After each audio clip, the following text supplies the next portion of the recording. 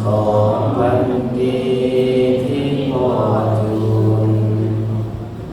ใกล้จะนานสิ้นสุดลงแล้วนะหากสู่เจ้ายังโง่เขาเอาปัญญาอีกไม่ช้าเทียนคงดับทักคำดีแสงธรรมส่อง2,000 ปีที่พ่อจูนจะไม่ทำสิ้นสุดลงหรอกนะหากพวกเรามีทางศีลภาวนาทั้งโลกาคงแจ่มแจ้งด้วยแสงธรรมแสงธรรมส่อง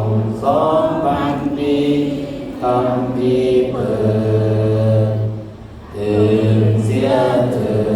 ดฟังพระธรรมคำสั่งสอนพุทธองค์ตรัสสอนสิ่งไม่แน่นอนและนิพนธ์ภาวนาว่าพุทโธกา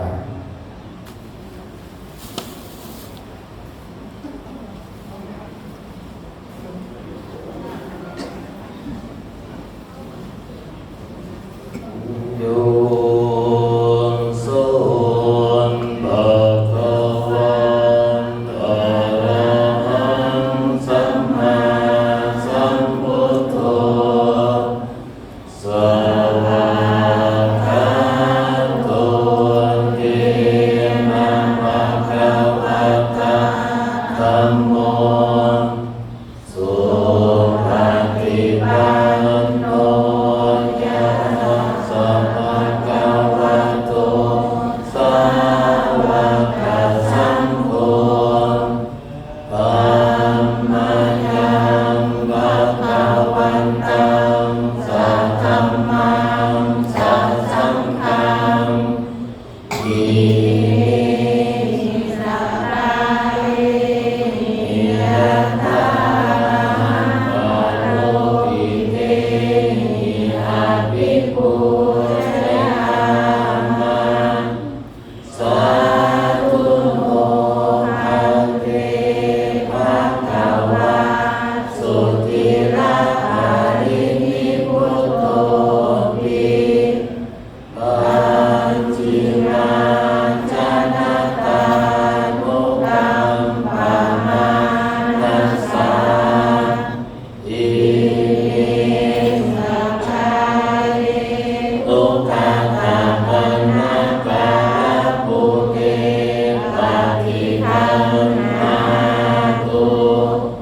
อัมมากัมปิกาลตังหิตายาสุขายาอะระหังสัมมาสัมพุทโธภะคะวะ